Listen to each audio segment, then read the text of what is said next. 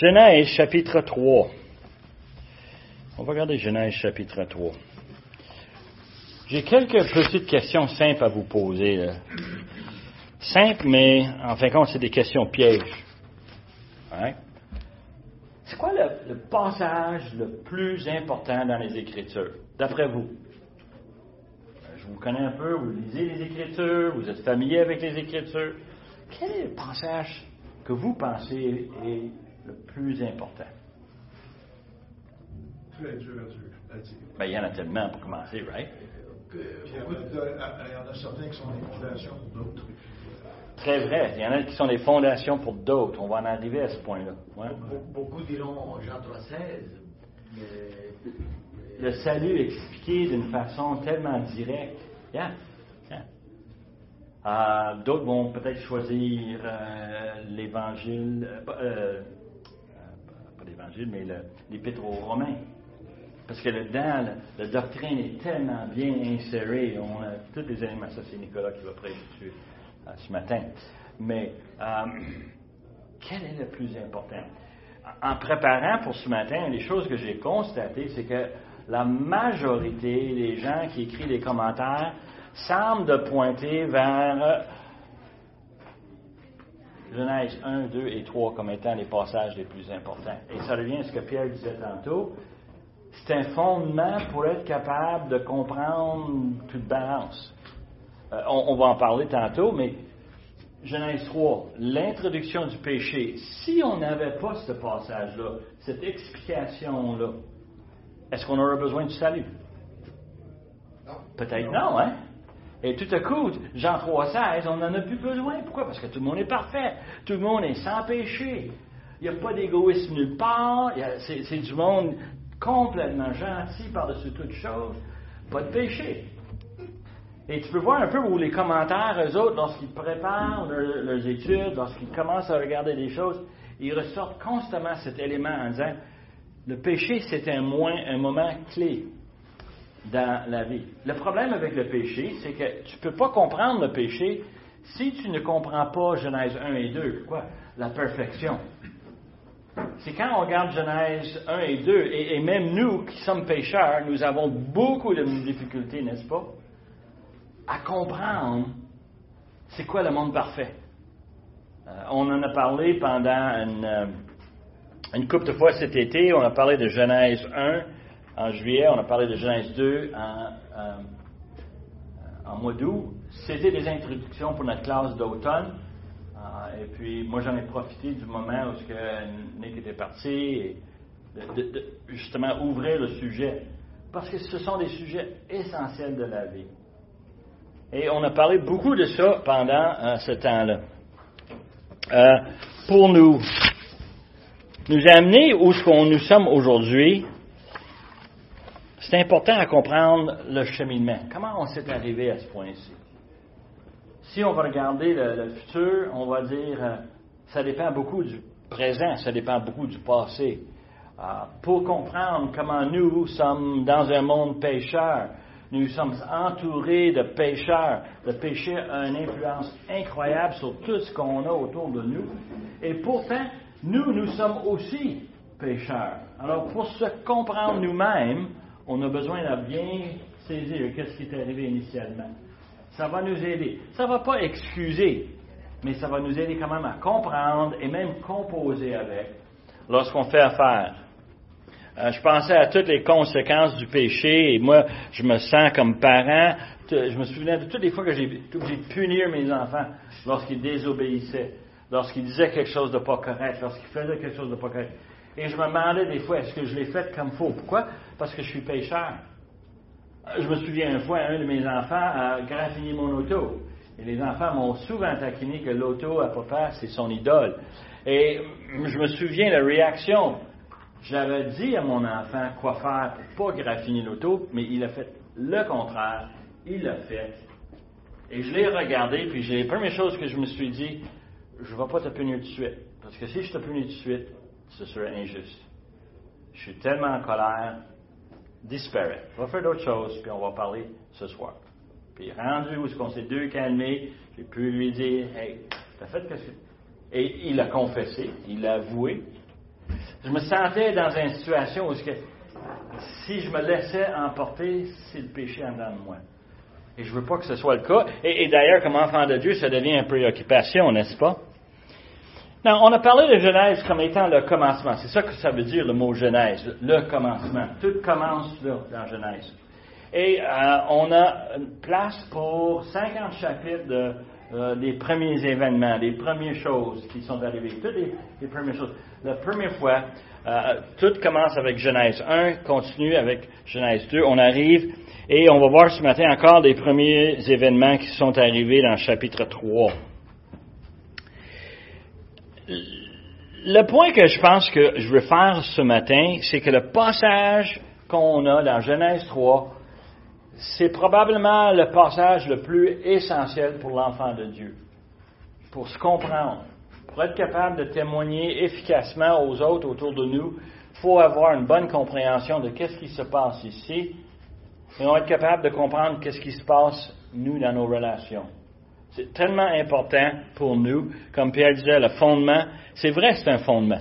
Quand on regarde ce passage et on regarde les passages qui suivent, les activités qui suivent, on réalise très bien, c'est tout tourne ici autour d'Adam et Ève. Now, on a vu, chapitre 1, Dieu créa les cieux et la terre. On a vu ce passage. Et on a vu comment est-ce que Dieu a souverainement créé l'univers. Il a créé toutes choses. Il n'y a rien qui s'est évolué. Tout était là. Il l'a placé comme il le veut. Moi et Christiane, des fois, on aime regarder des programmes où les gens vont faire des rénovations dans une maison. Ils vont tout le filmer. Et moi, ce que je trouve tellement drôle, parce que, évidemment, c'est organisé avec le gars des vues, right? C'est un drame, toutes les surprises, tous les problèmes. Mais miraculeusement, dans les dernières 10 minutes du programme, le pot de fleurs allait parfaitement sur la table. L'horloge est placée sur le mur exactement où ce qu'elle doit être. Tout est magnifique, tout est beau. Dieu a fait le monde un peu comme ça. Il est arrivé, il l'a dit, c'est arrivé. En 6 jours, on a une création complète, parfaite, faite par un Dieu tout-puissant. Et souverainement, d'après son plan, il n'y a rien qui a changé. Tout était parfait, sans défaut. Tout marchait comme c'est supposé. Et le problème qu'on a parlé cet été, et le problème que je vous ramène tout de suite, c'est est-ce qu'on le croit? Si vous ne le croyez pas, vous en avez un problème. Pourquoi? Si vous ne croyez pas Genèse 1, est-ce que tu vas croire dans Genèse 2? La création de l'homme et de la femme. Est-ce que vous êtes pour comprendre le péché? Genèse 3. Est-ce que vous êtes capable de comprendre le meurtre qu'on va voir la semaine prochaine dans Genèse 4? Tu regardes, où est-ce que je vais prendre ça comme du cash? À quel moment est-ce que je prends ça comme étant la parole de Dieu Tout-Puissant? C'est exact, c'est précis. Et ça, c'est le problème qu'on a déjà dans Genèse 1. Est-ce qu'on le prend comme du cash ou est-ce qu'on va accepter les concepts comme le Big Bang? Est-ce qu'on va accepter l'évolution, l'évolution continuelle? Est-ce que Dieu a simplement commencé les choses puis ensuite s'est mis à s'asseoir sur son trône et puis laisser tout se développer pendant des milliards et des milliards d'années? Et moi, je ne le crois pas parce que la parole de Dieu est intègre. Du premier livre, premier chapitre, jusqu'au dernier chapitre du dernier livre. Chapitre 2, on a vu que la création de l'homme et la femme, encore, c'est un problème pour nous parce qu'on vit dans un monde moins que parfait. Ma belle-mère qui ne voulait jamais rien entendre parler de l'Évangile, lorsqu'on parlait du péché, elle dit non. Ce sont des légères imperfections. Si elle savait c'est quoi la perfection, je pense qu'elle n'aurait pas dit cela, elle aurait changé de tune, elle aurait avoué son péché. Mais la réalité, c'est que le monde aujourd'hui n'accepte pas le concept du péché. Je te dis pourquoi? Parce qu'ils ne connaissent pas la perfection. Nous, on a 2 chapitres dans toute la parole de Dieu qui nous présente la perfection que Dieu a créée. Et compris dans le chapitre 2 étaient l'homme et la femme. 2 personnes parfaites. 2 personnes qui étaient créées pour un but spécifique et ils étaient 100% capables de le faire, 100% capables de remplir les rôles que Dieu les a donnés, sans problème, sans hésitation. Et on a vu là-dedans qu'ils vivaient en harmonie et sans conflit. Puis tout ça, ça change dans le chapitre 3, n'est-ce pas?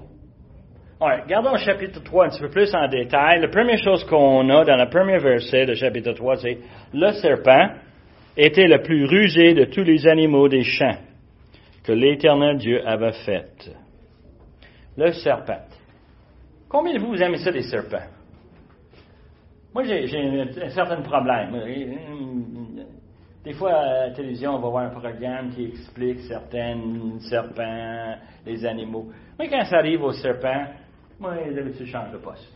Ça, puis les araignées. Je ne sais pas vous autres, là, mais moi, les araignées, ça me fait incroyable. Et pourquoi le serpent a une image si négative? T'en penses? Parce que le diable est appelé le serpent ancien. Moi, je pense, comme enfant de Dieu, tu as raison. C'est normal pour nous de dire serpent, Genèse 3. Mais il faut comprendre qu'ici, on nous dit que le serpent était le plus rusé de tous les animaux. Le serpent, c'est un des animaux. Les animaux ont différentes capacités. Le mot rusé voulait dire bien des choses différentes. Le mot hébreu pour rusé, c'est un mot qui voulait dire intelligente, qui faisait vraiment, ils étaient astucieux, capables de faufiler, et on voit un être très spécifique, très spécial. Nous, on pense que c'est néfaste, parce qu'on sait très bien qu'est-ce qui est arrivé. Le serpent est identifié ici comme étant un être, un animal. Mais il y a des problèmes avec cet animal, tant qu'à moi. Pourquoi? Parce que l'animal va parler. Je sais que les gens, ils ont des pitous, des minous. Ils leur parlent. Hein? Ils sentent leurs besoins. « Ah, tu veux sortir? Viens-t'en, on va sortir dehors. Hein? Ah, t'as-tu soif? Je vais te sortir de l'eau pour toi. » Oui, on a une interaction avec les animaux maison. Et c'est normal un peu, mais rarement est-ce qu'un animal va être capable de parler, n'est-ce pas? Il y en a qui sont imitateurs, mais l'idée ici, c'est qu'on a un serpent qui parle. Surprise, surprise. Now, tantôt, on a mentionné la question qu'on identifie le serpent avec... Hein? Dans Apocalypse, on nous dit qu'il fut précipité le grand dragon, le serpent ancien, appelé le diable et Satan, celui qui séduit toute la terre. Il fut précipité sur la terre et ses anges furent précipités avec lui. Alors, on a cette description dans l'Apocalypse d'un personnage qui va arriver dans le futur, mais qui est la même personne dans le passé, et c'est le serpent. On le voit. On l'appelle le diable. Le mot pour diable, c'est accusateur. On l'appelle aussi l'adversaire. Et on l'appelle Satan. Satan veut dire l'adversaire. So, tu as les deux images, accusateur, adversaire. Adversaire à qui? À Dieu. Okay? Accusateur, celui qui accuse devant Dieu, il nous accuse. Et nous sommes pécheurs, on est dignes de toute cette attention-là, n'est-ce pas? Il dit qu'il fut précipité avec ses anges.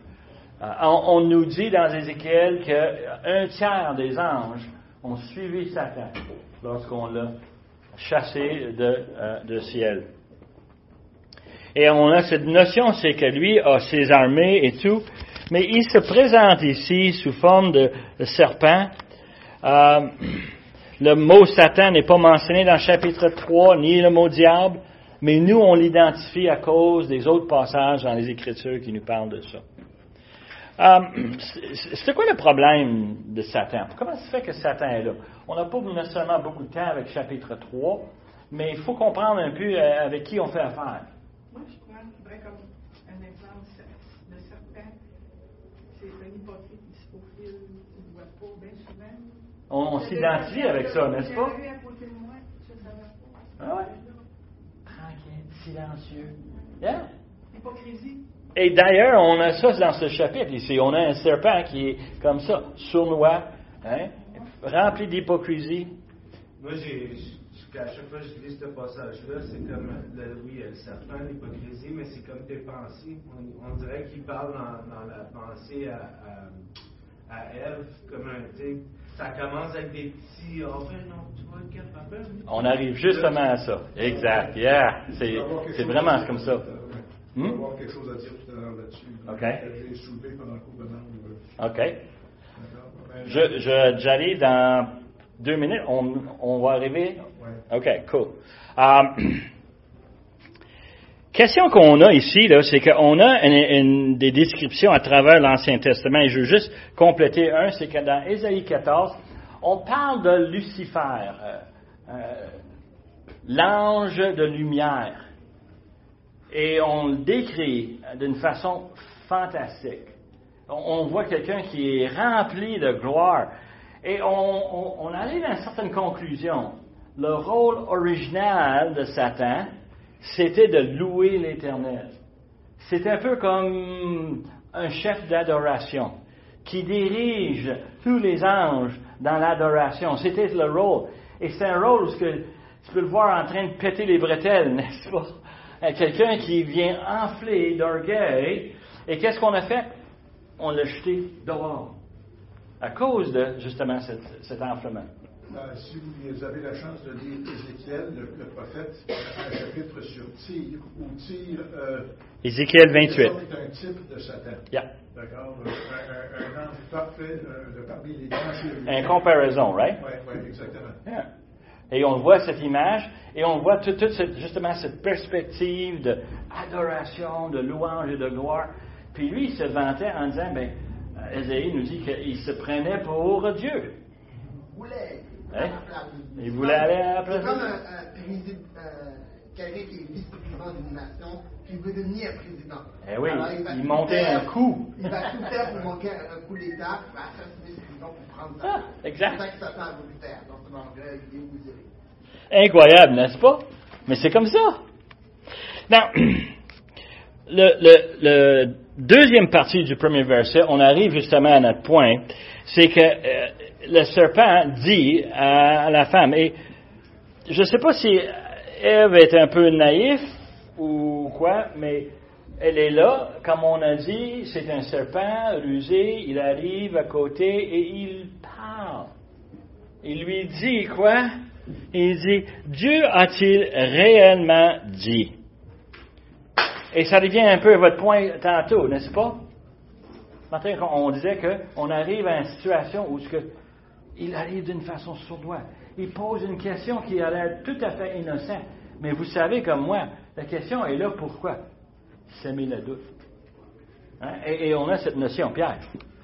Oui, et ce que je voulais dire, c'est que, d'accord, quand on lit dans Genèse 2, avant la création d'Ève, Dieu donne l'ordre à Adam, en hébreu, d'accord, Dieu dit, tu pourras certainement manger de tous les arbres du jardin, mais si tu manges de l'arbre de la connaissance du bien et du mal, tu mourras certainement. L'hébreu est emphatique. Oui. D'accord? On s'en va au chapitre 3, Ève a été créée. D'accord? Et alors, Ève dit, répond au sapin, il dit, Dieu nous a ordonné de ne pas manger de l'arbre de connaissance du bien et du mal, de peur que nous ne mourions. D'accord? Donc, il y a déjà un petit virage, hein? Une petite entorse au sens des Écritures, qui est encore plus évidente quand on lit l'hébreu. D'accord? Et donc, c'est Ève qui a commencé à tordre les Écritures quelque peu. Right. Et il y a des commentaires qui vont supposer qu'elle n'a pas entendu ça de Dieu, qu'Adam a eu l'instruction de Dieu et Adam l'a transmis. Est-ce que lui l'a mal traduit? Et j'ai beaucoup misère avec ces commentaires-là parce que je me dis, Adam est parfait, elle est parfaite, Dieu est parfait. Si Dieu dit à Adam, tu ne mangeras pas, tu vas certainement mourir. Certainement. Moi, je suis sûr qu'Adam a dû le transmettre parfaitement à Ève. So, déjà, j'ai des problèmes avec ça. Et ça arrive à ton point, qu'elle, déjà, est rendue avec le potentiel, ou si tu veux, le questionnement, Dieu a-t-il vraiment dit? Déjà, elle commence à tordre le sens. Hein? Et on le voit ici très, très bien. Elle n'a pas entendu de la parole de Dieu. Le jour que tu mangeras, le fruit tu mourras. Elle a entendu la parole de l'homme qui est son mari, mais pas de Dieu. Mais aujourd'hui, on est entouré par des mauvaises communications. Voilà. Okay? J'ai pensé que tu m'avais dit, tu comprends l'histoire, on a ça dans nos relations constamment, à l'ouvrage, à la maison. Mais dans ce temps-là, Adam et Ève étaient parfaits. J'ai beaucoup de misère à voir que l'instruction était confondue. Ça ne se tient pas. C'est dans un monde parfait que nous ne nous connaissons pas. Moi, je vais te dire une chose. Pourquoi il y a eu la chute? Parce que Satan lui a souffleté pour dire que si tu veux être le Dieu de ta propre vie, mange le fruit de cet arbre. Yeah. Pour savoir qu'est-ce qui est bien et mal selon toi. C'est ça qu'ils ont voulu. Ils voulaient qu'ils soient le maître de leur propre destin. Et So, ça a été tentant cette offre-là. C'était tentant. Et on pose la question, comment ça se fait que le serpent peut parler de même? Parce qu'il est sympathique avec Ève? Parce qu'il pense que Dieu c'est un grand méchant? Ben, parce que Dieu l'a mis dehors du ciel? Hein? C'est-tu le Satan qui s'y prend? Et la question qu'on se pose, en fin de compte, quand est-ce que Satan a été mis dehors? Avant la création de la terre. Il y en a qui disent ça. Moi, je C'est suis dans pas convaincu. seulement que Satan est complètement jeté dehors. Yeah. D'accord? Jusqu'à ce point-là, oui. Révélation. Mais quand est-ce que Satan a tombé dans son péché? Est-ce que les anges étaient créés avant la création ou après la création? Ça, c'est le... Hein? Avant? Ben, c'était pendant. Avant la création, il y avait. Moi, je suis pas mal convaincu que c'est en... C'est parce que le mot pour création en hébreu, c'est à partir de rien. Là. C'est quelque chose que seul Dieu a fait. Yeah. So, moi, ce que je pense avec Pierre, je pense avec cette idée-là, probablement c'était après Genèse 1.1.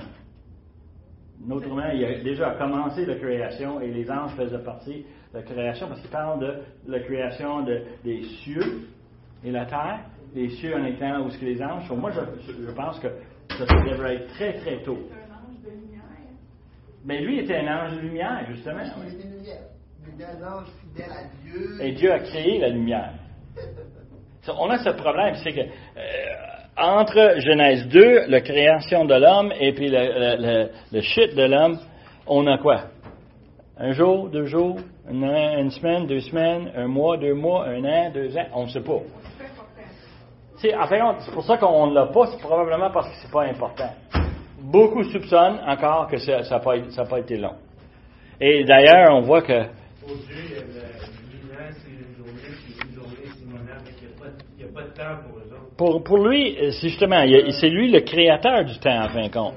So, pour lui, c'est pas de problème.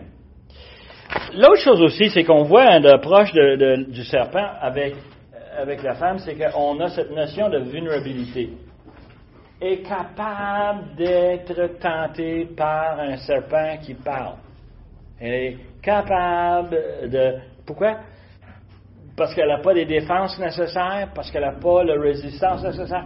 Il y a plein d'idées qui arrivent. Comment ça se fait qu'Ève a été tentée le premier? Et moi, je te dirais que le point qu'on voit souvent à travers les Écritures, c'est qu'on voit que probablement Ève était le point faible. Et on va voir le péché d'Adam, puis on va voir tantôt que c'était probablement la part du serpent, rusé comme il est. Et lui a pensé, je rentre par la femme, et puis après ça, je peux aller chercher l'homme. Dans verset 6, on a la femme vit que l'arbre était bon à manger, agréable à la vue, et qu'il était précieux pour ouvrir l'intelligence. Et elle prit de son fruit, et elle en mangea. So, elle va commettre le péché, et il y a un cheminement dans ce verset-là. Et juste pour vous aider, si on tourne à Jacques chapitre 1, on a ce même cheminement. Jacques nous présente comment est-ce que le péché rentre chez nous, comment est-ce que chez nous, on tombe dans ces pièges-là. OK? Il dit que personne, lorsqu'il est tenté, ne dise « c'est Dieu qui me tente », car Dieu ne peut être tenté par le mal et il ne tente lui-même personne. Alors Jacques, il met ça première chose. Pense pas que ça vient de Dieu, ça. C'est pas de Dieu que ça vient. Il dit « mais chacun est tenté quand il est attiré et amorcé par sa propre convoitise. Puis la convoitise, lorsqu'elle a conçu, enfante le péché, et le péché étant consumé, produit la mort. Moi, je suis le premier à l'admettre. Si je regarde Jacques, je vois très très bien comment est-ce que le péché est arrivé chez moi, comment je peux me trouver coupable de péché. Je vois le processus. Comment est-ce qu'on regarde, le convoitise, puis ensuite, boum, on tombe là-dedans. Et si on retourne à Genèse 3, verset 6, qu'est-ce qu'on découvre? Ève est tombée dans le même processus. Elle l'a vu. Le Satan a mis l'idée dans sa tête, hey, tu vas être plus intelligent, tu vas être comme Dieu. Et, wow, flotte. Hey, on va flotter l'ego de cette pauvre femme et devine quoi? Elle regarde, elle voit que c'est beau, elle voit que c'est bien, ça doit goûter bon. Moi, quand j'ai été au cégep, je travaillais à temps partiel dans une usine de nourriture.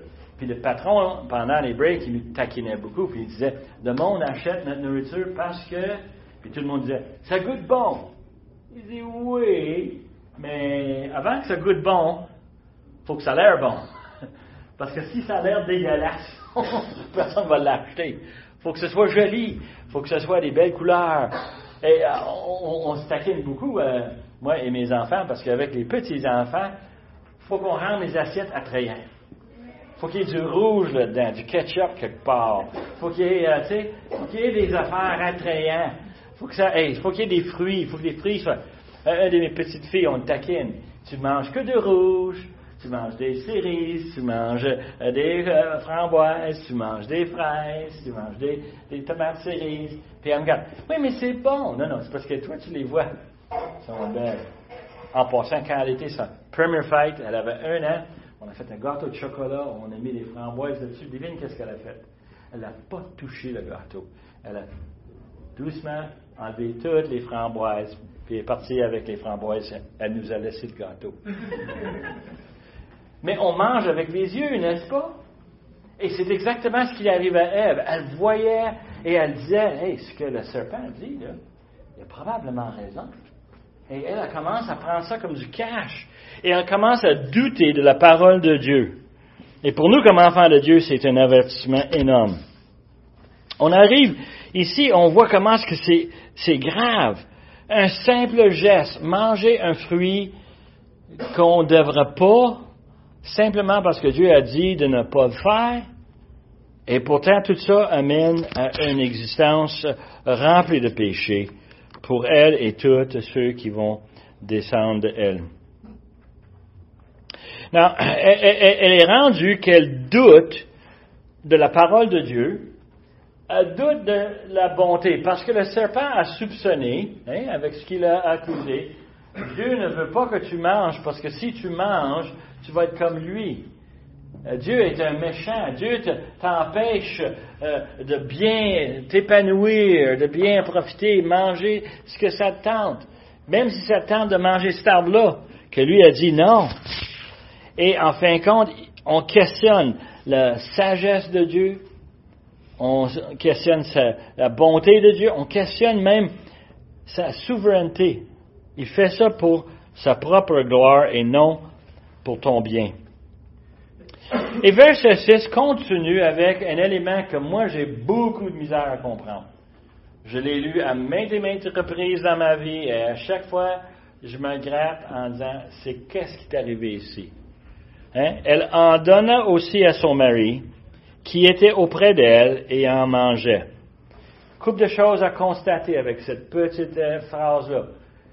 Il était auprès de lui. Ça veut dire que Adam était là probablement tout le long.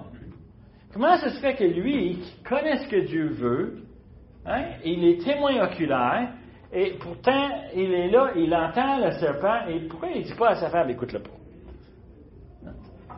Moi, je ne comprends pas. Je suis en route avec mon père il y a longtemps. On était en route et on écoute le radio, on écoute un poste chrétien, et tout à coup, il y a un programme qui commence avec un prédicateur, puis mon père, avec violence, il ferme la radio. Je dis, papa, pourquoi tu fais ça? a dit, on n'écoute pas lui. Comment ça, on n'écoute pas lui? Puis là, mon frère m'a tout a raconté l'histoire de cette personne-là et la vie qu'il menait et tout ce mauvais témoignage qu'il avait. Et j'ai dit, ouais, t'as raison, on n'écoute pas ce gars-là. Mais mon père, lui, était en mode défensif. On se laisse pas influencer par quelqu'un qui est un si grand pécheur. Le gars avait trompé sa femme, le gars avait volé de l'argent de son ministère, et il avait son programme encore au radio, et papa dit, on n'écoute plus ce gars-là. C'est fini. Et quand moi je vois ça, je vois, pourquoi Adam, qui était responsable de la femme, c'est lui qui était supposé de s'occuper, et c'est lui qui est supposé de diriger, c'est lui qui aurait dû dire, attends, toi le serpent, va-t'en, on n'a pas besoin de ça. Pas des mauvaises idées comme ça. Mais non, il était là auprès d'elle. Et c'est sa responsabilité de protéger sa femme. C'est cette responsabilité qu'il avait de lui avertir comme il le faut. C'est à lui de ne pas le suivre quand elle embarque dans quelque chose qui n'est pas correct. La femme est sournoise. Hein? La femme est sournoise. Un serpent? La femme est sournoise. Tu penses qu'un serpent? La femme, elle peut tenter l'homme facilement. Dis-moi pas ça! C'est trop tard! Je lui ai demandé en mariage! Ouais, mais. Ouais. On dirait quasiment que c'est pour ça qu'aujourd'hui, ils veulent que les femmes aient parce qu'ils sont séduisants, ils séduisent l'homme, et l'homme, il suit la femme parce qu'il veut plaire. C'est ça. Et j'ai l'impression qu'il y a un peu de ça dans ce passage. Ce désir de prendre le dessus, on a dit tantôt l'indépendance, c'est peut-être ça. Et Adam, il suit. Et tu vas voir quand Dieu le prend, il va vraiment le reprendre, Adam, pas juste parce qu'il a mangé le fruit, mais parce qu'il a négligé le rôle que Dieu lui a donné dans le chapitre 2. C'est vraiment fâchant quand on voit ça. Verset 7 nous dit que les uns les autres s'ouvrirent, ils connurent qu'ils étaient nus, et ayant cousu des feuilles de figuier, ils s'en firent des ceintures. Alors, on a cette notion d'Adam et Ève, que tout à coup, ils savent qu'ils sont pécheurs. C'est quasiment instantané. Parce que chapitre 2 termine avec le verset qui nous dit qu'ils étaient nus, mais ils n'avaient pas d'honte. Mais maintenant, ils en ont honte. C'est drôle un peu, hein? Tout un geste peut tout transformer la façon qu'ils se voient, comment ils se voient dans le monde. Verset 8 dit, « Alors ils entendirent la voix de l'Éternel Dieu qui parcourait le jardin vers le soir, et l'homme et sa femme se cachèrent loin de la face de l'Éternel Dieu, au milieu des arbres du jardin. » Now, il faut comprendre quelque chose. Ils se sont cachés de Dieu. J'ai l'impression qu'auparavant, ils ne se cachaient pas de Dieu. Je ne sais pas si vous avez cette impression. La manière que c'est écrit, il y a une habitude qui est interrompue. Dieu arrive le soir, il marche avec Adam et Ève, puis comment c'était la journée? Bien, on a fait telle affaire. Hey, et puis, est-ce que vous avez vu ci, telle chose? Oui, on a vu, mais on ne comprend pas. Et Dieu, tu peux imaginer vous la conversation qu'ils ont eue. Pense un peu aux disciples sur la route d'Emmaüs. Ils sont là et ils se marchent avec Jésus et ils discutent des choses. Et tu peux imaginer comment est-ce qu'on est jaloux, hein? On aurait voulu, nous autres, être sur la route aussi, marcher avec eux autres, entendre la conversation. Et j'ai l'impression qu'à chaque soir, on a cet événement où ce que Dieu vient, mais eux autres, leur réaction maintenant est radicalement différente. On ne marche pas avec lui. On ne vient pas en courant. Qu'est-ce qu'on fait? On se cache. On se cache. Et puis, Dieu va les appeler. Un petit point à côté. Il y a quelques-uns des commentaires qui veulent qu'on constate que si Dieu marche dans le jardin, chaque fois que Dieu il paraît dans l'Ancien Testament comme un homme, avec des caractéristiques plutôt humaines, marcher, parler, c'est un théophanie? Théophanie? Christophanie? Christophanie, oui. C'est par exemple Genèse 18 et 19, vous allez voir ça. exact. Je pense à ça moi aussi. Il arrive en marchant, il arrive, il se présente, il mange. Et ici, on a Dieu en forme presque humaine. Est-ce que c'est une apparition de Jésus-Christ, la deuxième personne de la Trinité? Nulle part est-ce qu'on a une description de Trinité comme telle. On est obligé de prendre la liberté de regarder le passage et dire Dieu marche avec Adam et Ève. Comme Christ marche avec nous. C'est un point intéressant. Je ne donne pas la doctrine là-dessus, mais fascinant quand même. Dieu leur appelait l'homme et dit, où es-tu? Et l'homme répondit, j'ai entendu ta voix dans le jardin et j'ai eu peur. Ça n'a jamais été arrivé auparavant, hein? Parce que je suis nu et je me suis caché. Long encore, mais est-ce qu'il y a une confession? Est-ce qu'il y a une repentance? Non. Pas repentance, mais il y a une confession pour dire que il va expliquer, Dieu va lui dire, comment tu sais que tu es nu? Exact. Tu mangeais l'arbre de la connaissance du bien et du mal. Et c'est un Là, peu... il va dire, oui, mais la femme me l'a donné.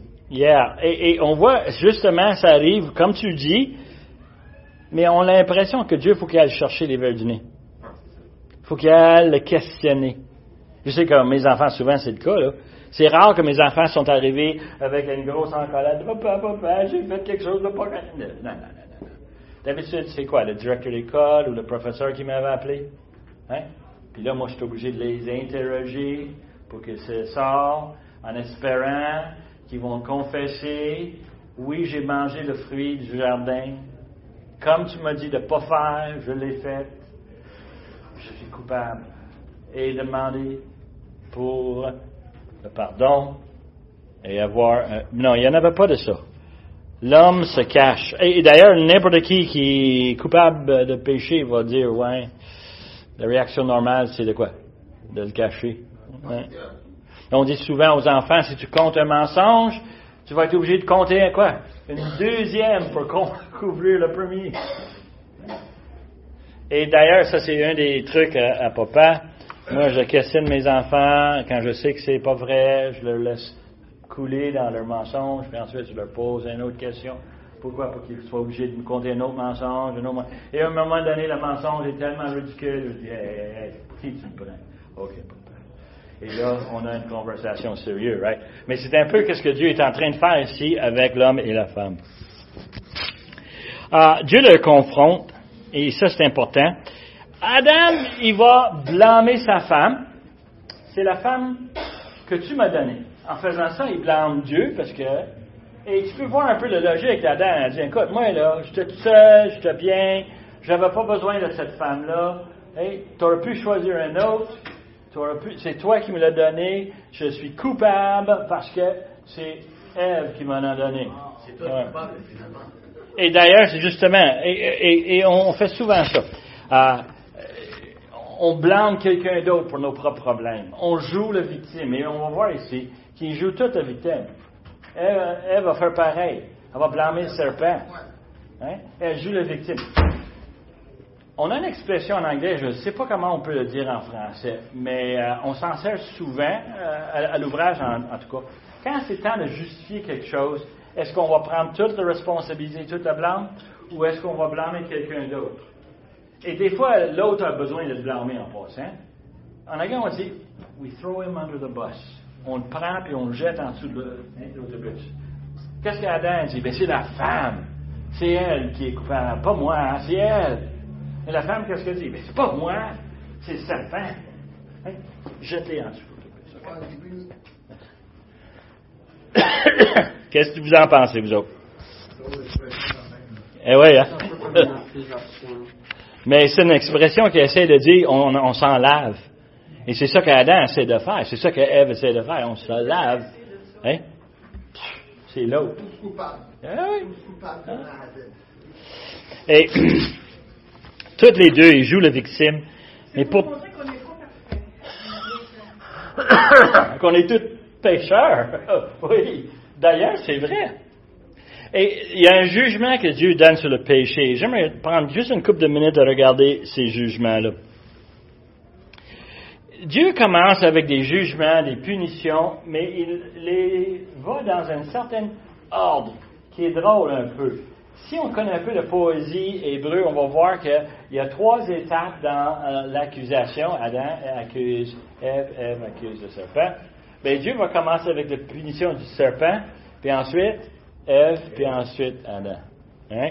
Et c'est une structure qui se trouve dans le texte ici. Dans verset 15, il dit que Satan est en fin de compte, est maudit. Mais la première chose, c'est qu'il va maudire le serpent même, en disant que tu vas quoi? Tu vas manger la poussière toute ta vie. Tu vas marcher à pleine ventre. Et on a l'impression qu'il y avait une transformation dans le serpent à ce moment-là, qui le rend un peu plus à ce qu'on l'imagine aujourd'hui. Tu mangeras la poussière tout le jour de ta vie. Et dans verset 15, il dit, « Je mettrai inimitié entre toi et la femme. » Est-ce que ça veut dire qu'à travers l'histoire, les femmes n'aiment pas les serpents et les serpents n'aiment pas les femmes? Ouais. Ça, c'est un peu aller chercher ouais. Qu'est-ce que ça veut dire vraiment? Et il y a beaucoup de différents commentaires. Ce qui est fascinant, c'est que si on prend l'image d'un homme et une femme, d'un serpent et une femme, le serpent, vraiment, c'est le diable, c'est Satan dans cette récit. C'est Satan qui parle. C'est pas l'animal, mais c'est Satan qui parle à travers l'animal. Et alors, on est en train d'essayer de maudire non seulement l'animal, mais aussi celui en arrière. OK? Et là, on parle ici de Satan, et on parle aussi de la femme, mais pas juste la femme, mais de tous ses descendants. On est en train de parler de elle. Et ce qui est intéressant, un des meilleurs commentaires que j'ai lu là-dessus, que j'ai trouvé ça fascinant en réfléchissant, c'est que la terminologie ici, c'est que Satan va avoir un adversaire dans la femme. Ça veut dire qu'avant cette malédiction, Satan n'avait pas un adversaire dans la femme, il avait un allié. Et on a vu ça dans les versets précédents, n'est-ce pas? Elle a embarqué dans toute son histoire, elle a embarqué dans le péché, et c'est comme si Satan avait gagné un converti. Et il a pris comme les anges qu'il a pris au ciel, mais en même temps, je vais commencer à prendre l'humanité avec moi. Et Satan est en train de se voir comme étant prendre la possession sur la terre, un être humain à la fois, commençant avec la femme. Et qu'est-ce qu'on voit ici, c'est qu'on voit comment est-ce que Dieu dit non, elle n'est plus ton allié, et elle va être ton adversaire. Donc, qui est l'adversaire de Satan? C'est Dieu. Si elle est adversaire de Satan, c'est parce qu'elle est avec Dieu. Et une des choses que je trouve fascinant dans cette approche, c'est que déjà on voit le plan de salut. Ève, elle va être sauvée, elle va être un enfant de Dieu. Elle va être un pécheur, elle va avoir besoin de pardon, pareil comme moi, comme vous, mais elle va être avec l'Éternel pour l'éternité. Elle est adversaire de Dieu. Elle va être l'allié de Dieu. Et ça, c'est fascinant de voir ça tout de suite dans le chapitre 3. On commence à voir le plan de salut en action. On voit un petit peu plus loin. On voit ici que il va mettre inimitié entre toi et la femme, entre ta postérité et sa postérité. Celui-ci t'écraserait la tête et tu blesserais le talon. Le français ici nous donne une très bonne traduction. Le mot hébreu, là, c'est écraser. C'est de vraiment, de le rendre complètement aplati, mort. En hébreu, le verbe pour écraser la tête, c'est le même que pour blesser le talon. Yeah, le verbe, right, dans le grec. C'est Mais ici, le sens, c'est que tu vas avoir la victoire là-dessus. Tandis que le talon, tu vas le blesser, mais c'est pas mortel. Je ne sais pas si tu vois la différence. Oui, c'est le même verbe, c'est ça que je veux dire. C'est le même verbe, mais tu vois, les conséquences sont différentes. Et on a ce privilège de voir ce langage qui est... En anglais, c'est pas la même chose. En anglais, on a l'expression qui nous montre qu'on va mettre le pied sur la tête, qui était normal dans une victoire, que le roi qui prend le dessus va mettre le pied sur son ennemi. Alors, ici, l'idée, c'est qu'il va le détruire. Et nous, on a dit que dans l'Apocalypse, on arrive avec la destruction. Qui va détruire Satan? Hey? Dieu, mais à travers son Fils. Et on pense à son Fils et on pense au travail tout le travail que Jésus a fait à travers les Écritures pour en arriver justement à la destruction à la fin. On voit que c'était le quoi? Le Fils d'Ève, à travers toutes les générations, à travers tout ce qui va arriver.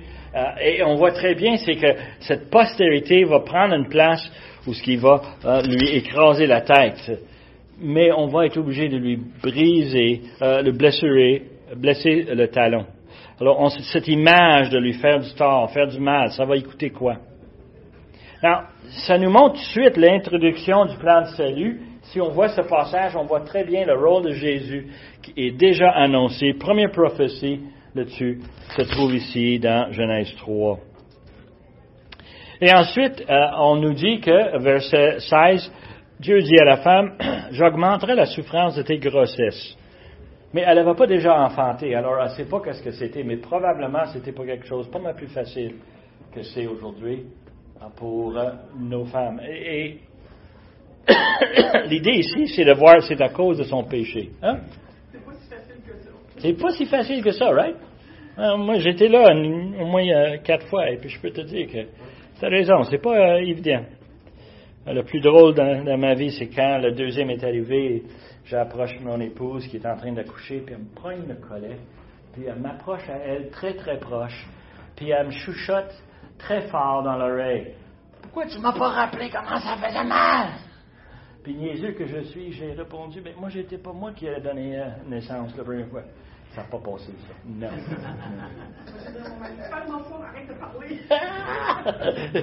Consente, hein? Oh, yeah. Mais ça vient de justement, ce péché initial. Ensuite, il nous dit que tes désirs se portera vers ton mari, mais il dominera sur toi.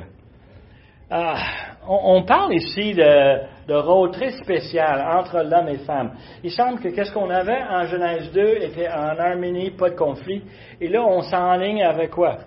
Avec conflit. Et moi, Christian, on en parle tout le temps de ça. C'est un de nos sujets favoris. Qui a l'autorité? Qui domine sur qui? Et on réalise très bien qu'est-ce que le Seigneur a donné comme punition à Ève. On a dans la vie aujourd'hui. On voit souvent ça. Des fois, Christian et moi, on va conseiller des couples qui ont des problèmes et c'est rare. D'habitude, ils ne reviennent pas une deuxième fois. Et moi, j'ai dit, Christian, c'est-tu nous? C'est-tu quelque chose... oui, c'est simplement parce que nous autres, on comprend très très bien après 48 ans, c'est quoi la conséquence du péché? Qu'est-ce que ça fait dans notre couple? Qu'est-ce que ça fait dans nos relations? Qu'est-ce que ça nous fait avec nos relations avec nos enfants? Qu'est-ce que ça fait avec nos relations dans les familles étendues, dans l'Église même? Les relations sont déjà handicapées à cause de cela. Pardon? Hier, juste pour appuyer votre point, hier j'étais dans une 50e anniversaire de mariage. Oui. Au pasteur, et le pasteur qui a prêché, il a exactement dit ça. Yeah. Vous voulez avoir 50 ans de mariage, il faut comprendre les principes exact. de Dieu et tout va se mettre en place. Yeah. Sinon, les risques de divorce, on le voit. Devant nos yeux. Yeah. Les gens aussitôt qui sont désatisfaits, aussitôt qu'ils ne se sentent pas comme reconnus pour toute leur beauté, toute leur capacité, ça se sépare. Et on voit ça tout le temps. Et il manque énormément d'humilité, il manque énormément de connaissance de la parole de Dieu et de l'application dans nos vies. Dieu cherche à nous sauver, mais aussi de nous sanctifier. Et moi, j'ai dit souvent à Christiane, elle est là pour me sanctifier, parce qu'elle fait ça très, très bien. Quand je fais quelque chose de pas correct, elle va me confronter. Et puis, moi, je suis obligé de faire pareil. Ensuite, verset 17, on a le problème de l'homme. Dieu dit à l'homme, puisque tu as écouté ta femme. Regarde comment est-ce que c'est la première chose. Tu as écouté ta femme. Ce qui était en train de dire ici, tu as écouté ta femme. Tu aurais dû écouter qui? Dieu. Et on voit tout de suite cette importance à avoir. Dieu passe en premier. Ta femme, c'est bien gentil. Elle est là pour t'aider. Elle est là pour travailler avec toi. Vous êtes ensemble, mais c'est Dieu qui passe en premier. Et parce que tu l'as écouté et que tu as mangé de l'arbre au sujet duquel je t'avais donné cet ordre, tu n'en mangeras point. Ensuite, la punition, c'est pas sur Adam, hein? C'est sur le sol. Le sol sera maudit. Sur Adam, parce que Adam doit travailler à l'arrière de son front pour sa nourriture, parce qu'avant la chute, il avait de la nourriture à gogo dans tout le jardin d'Éden et puis Et c'est un travail? ce paradis. C'est le travail d'aller étendre le bras pour aller chercher. C'est pas un travail, Non. C'était un paradis, il avait juste à étendre le bras, manger ce qu'il avait besoin pour se nourrir. Mais là, à cette heure, c'est pas pareil. La conséquence, parce qu'il a mangé l'arbre de la connaissance du bien et du mal, toute la nourriture que tu as dans le jardin d'Éden, tu vas devoir travailler à l'arrière de ton corps. Et tu vas affronter la mort physique et tu retourneras à la poussière. C'est pour ça que nous vieillissons. Nous vieillissons de tomber au malade. On a l'impression, de la manière que Dieu l'a dit, que c'était un mort instantané. Et si tu écoutes Ève, de la façon qu'elle parlait, elle pensait vraiment ça, c'est que la punition va être le mort. Et non, le mort, c'était une dégradation continuelle. Je ne sais pas qu'est-ce qui est pire.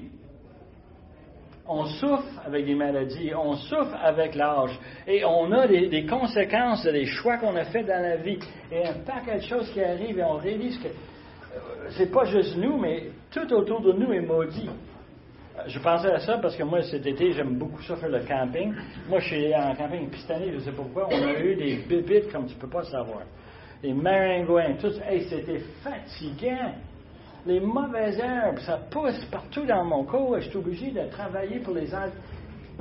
Avant Genèse 3, il n'y avait pas de ça. Il n'y avait pas. Les maringouins passaient tout gentiment. Salut, hey. Là, aujourd'hui, on les chasse, les guêpes. Hey, il y en avait plein. Ah, on le voit. Sur le premier péché, écouter ta femme et pas écouter Dieu. Deuxième péché, manger. Le sol est maudit à cause de ça. Les mauvaises herbes s'en viennent. Les travails, ce sera difficile. Le sueur. Hein? Et le mort physique est inévitable. Mais ça va être un mort qui est en dégradant. Ça va être pénible. On va avoir à souffrir. À cause de quoi? À cause de désobéissance. Non, on va tout de suite nous dire ensemble, n'est-ce pas? Tout le monde. C'est pas moi, c'est Adam. C'est pas moi, c'est elle qui l'a fait. Tu vois, on peut jouer le même jeu qu'eux autres. Tu sais, qu'est-ce que la conséquence? On dirait qu'on le vit comme en communauté, la dégradation de la terre, de la société. Mm-hmm. Puis on le vit personnellement avec la dégradation de notre corps. Fait que, tu sais, il nous fait vraiment goûter l'erreur première qui a été faite. Il faut vraiment que ça l'imprègne notre esprit. Et à un tel point, ça affecte même nos relations avec d'autres personnes. Et on ne peut pas blâmer d'autre chose que le péché. Ses péchés à lui, mais aussi mes péchés à moi. On travaille fort pour reconstruire et corriger. Et c'est la conséquence qu'Adam avait. C'était une éternité en enfer. Oui, c'était une éternité à l'enfer. Mais il a vécu, je pense qu'il a vécu 900 ans à travailler à ça de son frère. 900 ans. Mais avant ça, avant qu'on parle des 900 ans, parce que tu as raison, avant ça, verset 21. L'Éternel Dieu fit à Adam et Ève des habits de peau, et il en revêtit. OK. Dieu les a pas faits dans une usine en Chine. Il les a faits en quoi? En tuant un animal. Le premier? Qui avait péché? Le Adam et Ève ou l'animal? C'était pas l'animal. C'était Adam et Ève. Et l'animal, c'est le premier sacrifice. Et d'ailleurs, quand on va arriver la semaine prochaine, on va voir que le sacrifice fait partie de la vie. Et déjà, on commence à comprendre, à reconnaître cette situation. Dans les relations de pécheurs, on ne peut pas avoir une relation avec Dieu sans quoi? Sans verser du sang. Yeah. Et déjà, on a cette image ici qui arrive dans verset 21. Le premier sacrifice pour couvrir l'honte de Adam et de sa femme Ève.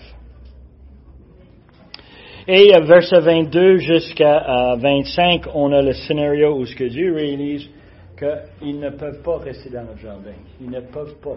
On parle ici de l'arbre de la vie. Je n'irai pas là-dedans, mais on va revenir là-dessus lorsqu'on arrive à Apocalypse. On va parler de ça.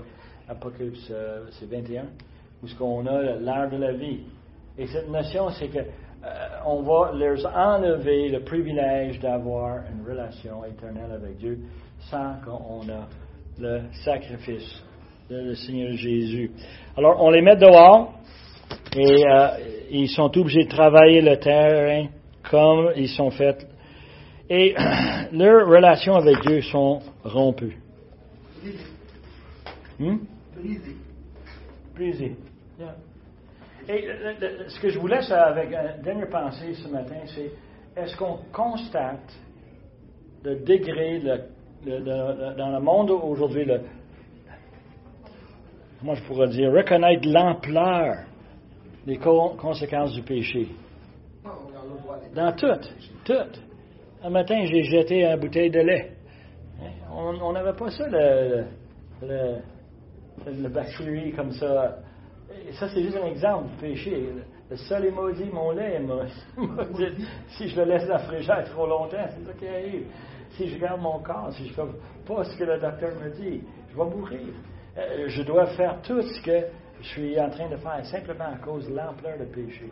Qu'est-ce que ça fait dans ma vie, dans mes relations? On peut le voir avec l'âge, les conséquences du péché physique. Maintenant, tu subis les conséquences du péché par la vieillesse, parce que maintenant, tu tombes plus souvent malade. Mm-hmm. Et moi aussi, je vais le subir quand tu vas avoir ton âge, les conséquences de la vieillesse. Et la vieillesse mène à la mort. Et la mort spirituelle, on a cette même dégradation à cause des relations qui sont brisées. Quand on regarde autour de nous, là, des fois, là, je suis pris dans le trafic, puis le monsieur en avant moi est très impatient, puis il coupe. Et je suis obligé de dire, ben lui aussi est pécheur. Lui aussi, il subit les conséquences comme moi. Il est impatient, il n'est pas satisfait. Ça arrive partout. Un enfant désobéi, fait quelque chose de pas correct. On va le punir, mais il faut l'admettre. Il est pécheur comme ses parents. Et la maladie et tout. Terminons avec un mot de prière. Père éternel, on veut te remercier pour le fait que tu nous as révélé ce qui est arrivé au commencement. Tu nous as révélé comment est-ce que tu as créé des choses parfaites. Et Seigneur, c'était un péché simple de la part de Ève et de la part d'Adam qui a nous amené dans toute cette situation. Tout ce qui découle maintenant, c'est à cause de ce péché-là. Et Seigneur, tu as envoyé ton Fils pour corriger, pour nous pardonner, pour nous aider à comprendre qui tu es et qu'est-ce que tu t'attends de nous. Seigneur, on te remercie pour ta parole qui nous instruit, qui nous guide. On te remercie pour le fait que tu nous as aimés le premier, que tu as préparé ces choses-là avant même la fondation de l'univers. Alors, Père éternel, on veut te remercier, on veut te demander grâce parce que tu es un Dieu miséricordieux. Aide-nous à voir ceci lorsqu'on a des interactions avec d'autres cette semaine. Aide-nous à bien prendre soin de ceux qui sont avec nous. Nous demandons ces choses par le nom de Jésus, notre Sauveur et notre Maître. Amen.